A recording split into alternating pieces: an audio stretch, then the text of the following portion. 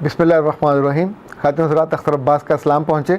जो मेरा घर है ये एक 100 फुट रोड पे है और दोनों साइडों पे कोई 15-15, 20-20 फुट जगह खाली है जिस पे छोटे छोटे लोगों ने लॉन बनाए हुए हैं। रैंप भी काफ़ी ऊंचे हैं दोनों साइडों पे, और जिसको आमतौर पे लोग रोज़ धुलवाते हैं। कुछ लोगों के बच्चे खुद धो लेते हैं और बाकी सबके यहाँ माइयाँ काम करती हैं। जब माइयों की लड़कियाँ काम करती हैं तो वो इन रैंप्स को सुबह सुबह जो पहला वक्त होता है उसमें धोते हैं। जो हमारा माली है ये हफ्ते में एक दफ़ा आता है और इसका जो आने का वक्त है वो 7:30 और 8 के बीच में आता है। इस हफ्ते जब वो आया और मैंने सुबह दरवाज़ा खोला तो उसने मुझे कहा कि सर ज़रा 2 मिनट रुकिएगा, बात करनी है। तो मैं रुक गया। उसने अपनी मशीन रखी, साइकिल से उतारी और फिर कहने लगा कि यहाँ से 2-3 घर पीछे अभी एक एक्सीडेंट हुआ। मैंने पूछा क्या हुआ? उसने कहा कि वो लड़की रैंप धो रही थी और वहाँ से 2 मोटरसाइकिल वाले गुजरे। एक पे 3 लोग बैठे हुए थे। जो चलाने वाला था वो सड़क पे उसका कम ध्यान था, उस लड़की की तरफ उसका ध्यान ज़्यादा था। और जब वो झुक के सफाई कर रही थी, अब अल्लाह जाने उसको बेचारी को ध्यान था या नहीं था, लेकिन उसका गला ढलका हुआ था और वो बदबख्त अपना ड्राइविंग छोड़ के अपने जिस काम के लिए जा रहा था उसका ध्यान उधर नहीं गया, उसकी तरफ जा रहा था। और सामने से आते हुए एक दूसरे बाइक से उसका इस ज़ोर से टक्कर हुई, तीनों गिरे। दो जो पीछे वाले थे वो थोड़े बच गए, लेकिन जो अगले वाला था उसका ज़्यादा चोट आई, सर उसका फटा। वो ज़ाहिर है उम्र में काफ़ी है, लेकिन जिस उसने दुख से कहा कि सर ये लोगों को क्या हो गया, लोग अपनी उम्र का ख्याल भी नहीं करते कि जैसे जैसे उम्र बढ़ती है वैसे वैसे इंसान थोड़ा अपने आप को मुदब्बर बना लेता है, कुछ अपने आप को बाइज़्ज़त बनाता है। पर जब आप अपनी निगाह को काबू नहीं कर पाते, बदनिगाही आपसे होती है, तो उसका नुकसान भी ज़रूर होता है। खातिन हज़रात, ऐसे घरों को बारे में भी आपने सुना होगा या कभी कभी किसी ने जिक्र किया होगा कि जहाँ इन माइयों की बेहतियाती की वजह से जो घर के मर्द हैं वो बेराह हो जाते हैं। क्योंकि जब ये सफाइयाँ करती हैं तो आम तौर पे जो इज़्ज़तदार घरानों की बच्चियाँ होती हैं या ख़वातीन होती हैं वो हमेशा अपने आप को लपेट के और ढांप के उन्होंने कोई काम करना हुआ तो करेंगी। अब चूँकि इनके यहाँ इज़्ज़त का और या असमत का जो तसव्वुर है वो बहुत ही मामूली और बड़ा कमज़ोर सा होता है, यूँ समझिए। और उनके लिए ये चीज़ें बिल्कुल मैटर नहीं कर रही होती। इनका जब जी चाहे सड़क पे ही अगर बच्चे को लेकर फीड करने बैठ जाएं तो भी इन्हें फ़र्क नहीं पड़ता। और इसी तौर पे ये अपने बारे में भी बेहतियात रहती हैं। लेकिन चूँकि वो लोग जिनकी दस्तरस में है कंप्यूटर और इंटरनेट, वो बुरी बुरी चीज़ें देखने के बाद अब अमलन भी उसको देखना चाह रहे होते हैं। तो ऐसी किसी अहमक की बेहतियाती उसके लिए भी मसला बनती है और इन लोगों के लिए बनती है। ये लोग हर उम्र में होते हैं। ये लोग आपके घर में भी हो सकते हैं, ये लोग राह चलते भी हो सकते हैं, ये किसी बड़ी शाहरा पे भी हो सकते हैं, ये अच्छे चेहरे वाले भी हो सकते हैं कि जिसके पीछे उसकी अपनी बीवी या बेटी बैठी हो तब भी ये दूसरों पे निगाह डालने से बाज नहीं आते। ये मामला इतना ज़्यादा होता जा रहा है कि आप सोचिए कि इसकी इंटेंसिटी का मैं आपको बताना चाह रहा हूँ। यूनिवर्सिटी में मेरी क्लास में एक बच्ची जो इस वक्त एमफिल कर रही है, उसने एक रोज़ बताया कि सर मैं बहुत डिस्टर्ब हूँ। मैंने पूछा क्या हुआ? उसने कहा कि मैं पिछले 6-7 सालों से घर में ट्यूशन पढ़ाती हूँ, बच्चे और बच्चियाँ मेरे पास आते हैं। तो उसमें एक बच्चा ऐसा है जो बहुत ही क्यूट सा है। मैं उसको बिल्कुल अपने साथ बिठा के समटाइम अपने बाजुओं में लेके, जब वो पहली में था दूसरी में था तब भी उसको पढ़ाती आ रही हूँ। अब उसको मेरे पास पढ़ते पढ़ते वो 7वां-8वां साल है, पर अब मुझे उसकी वजह से बहुत तकलीफ़ हो रही है। मैंने पूछा क्या हुआ? उसने कहा कि जब वो मेरे पास बैठ के पढ़ता होता था मैं कभी कभी उसको शाबाश देने के लिए उसके कंधे पे या उसकी कमर पे हाथ भी कर देती थी। कभी उस बहुत अच्छा काम करता तो मैं उसके माथे को किस कर लेती थी। अभी चंद रोज़ पहले ये हुआ कि उसने अच्छे नंबर लिए, तो मैंने जब उसको प्यार से गले लगाया तो वो बच्चे के तौर पे मेरे गले नहीं लगा। हालांकि वो यहाँ तक मेरी कमर तक आ रहा था, लेकिन उसने जिस तौर पे मुझे पकड़ के भींचा वो एक बिल्कुल डिफरेंट सा लम्स था जो एकदम से मुझे महसूस हुआ कि दैट्स नॉट नॉर्मल, ये बच्चों जैसा नहीं है। वो बताने लगी कि जब मैंने बच्चे को अपने से दूर किया, बिठाया पढ़ने पे, वो बैठ गया तो मैं बाकी बच्चों की तरफ मतवज्जो हो गई और मैंने अपने जहन से उस मोमेंट को उतारना चाहा, पर वो मेरे साथ चिपका हुआ था। वो मोमेंट मुझे बुरा लग रहा था कि हाउ इट्स पॉसिबल, मुमकिन है गलती से हुआ हो।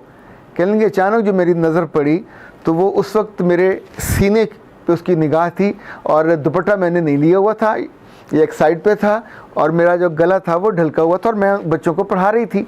अच्छा, ये अपने घर में पढ़ाने वाली एक बच्ची अगर वो वहाँ भी महफूज नहीं है, और अपने ही बच्चे जो उसके पास पढ़ने आए हुए हैं उनसे महफूज नहीं है, तो सोचिए कौन सी जगह होगी जहाँ लड़कियाँ महफूज होंगी।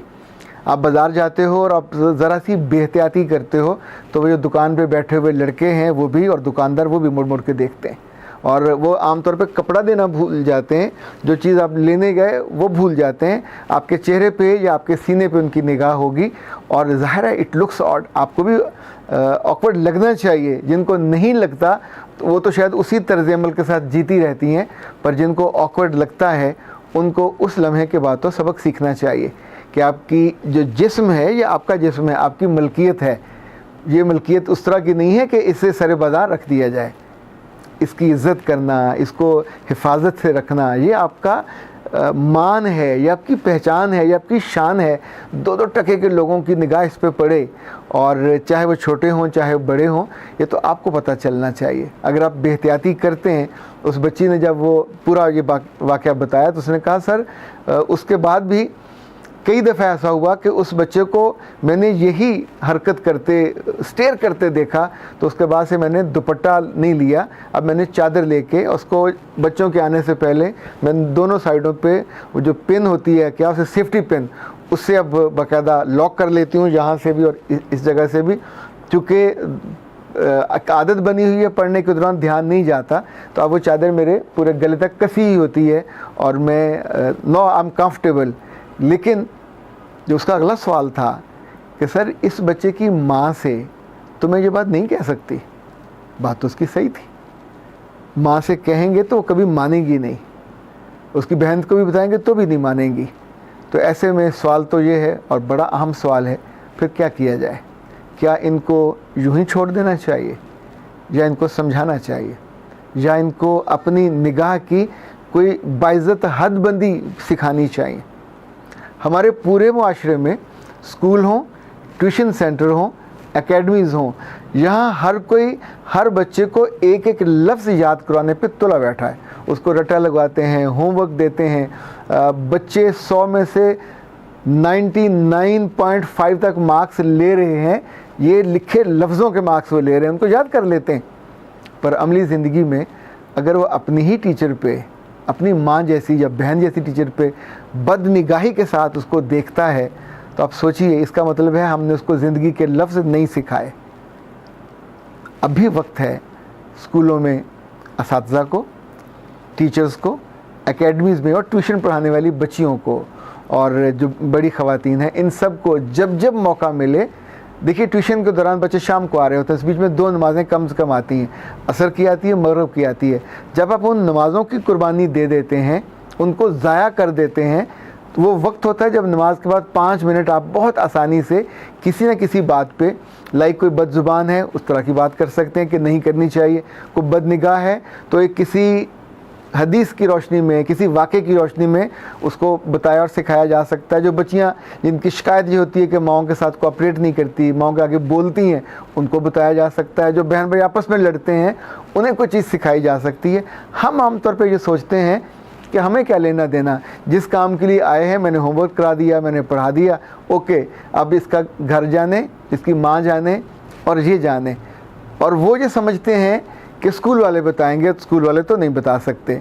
तो जिनके पास आप शाम को इनफॉर्मल क्लास ले रहे होते हैं ट्यूशन की, अगर वो थोड़े समझदार हो जाएं, और फीमेल ट्यूटर्स ख़ास तौर पे, तो मुझे लगता है बहुत सारे बच्चे बर्बादी से बच सकते हैं। माएँ ये नहीं कर सकती क्योंकि उन्हें करना नहीं आता, कभी उन्होंने करना चाहा नहीं, और आमतौर पे अपने बच्चों के बारे में वो सोचती भी नहीं है कि उनका बच्चा किसी दलदल में गिरने जा रहा है। पर वो तो जब नुकसान हो जाता है फिर पता चलता है, पर तब उसका उपाय नहीं होता, तब उसका हल कोई नहीं होता, फिर ज़्यादा गहरा, ज़्यादा बड़ा नुकसान होता है। ये जो बच्चे 2-2, 3-3 मिल के लड़कियों को उठा लेते हैं, उनको रेप करते हैं, फिर मार देते हैं, ये भी कितनी माओं के बेटे होते हैं ना, जिनको छोटी उम्र में नहीं बताया जाता कि तुम्हें ज़िंदगी में किसकी इज़्ज़त करनी है, किसके साथ कैसे उसको देखना है, कैसे बैठना है, कैसे पढ़ना है, कैसे फील करना है। जब कोई छुएगा तो ऑफ कोर्स वहाँ से ख़राबी की बुनियाद होगी। मैंने उस बच्ची से भी कहा कि बेटा आइंदा ज़िंदगी में याद रखिए कि बच्चे छोटे हों या बड़े हों, फीमेल टीचर के तौर पे आपको जितनी मर्ज़ी कोई शफ़क़त आए, प्यार उमड़ के आए, तो उसको छूने से एहतराज़ कीजिए, ना उसकी गालों पे, सर पे, कमर पे। कोई ज़रूरत भी नहीं है, वो जिनका बच्चा है वो प्यार करते रहें, आपका ये काम नहीं है। सो आपने उसको कभी लिपटाओगे और गले मिलने की कोशिश करोगे तो बेशक आपको बच्चा ही है, पर आज के बच्चे बच्चे नहीं हैं।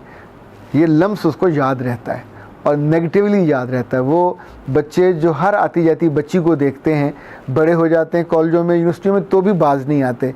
फिर उनकी उस वक्त भी टीचरों को ये प्रॉब्लम होता है, उन्हें दिक्कत होती है। इवन मेडिकल कॉलेजेस में, इवन यूनिवर्सिटीज़ में, चूँकि ये बच्चे आसमान से तो नहीं गिरे, ये ज़मीन से भी नहीं निकले, ये इसी माशरे में, इन्हीं घरों में, इन्हीं ट्यूटरों के पास पढ़ते हुए आते हैं, जहाँ सिर्फ नंबर नंबर नंबर, एक ही चीज़ पर फोकस होता है। वो नंबर लेके दिखा देते हैं, पर ज़िंदगी के नंबर कम हो जाते हैं।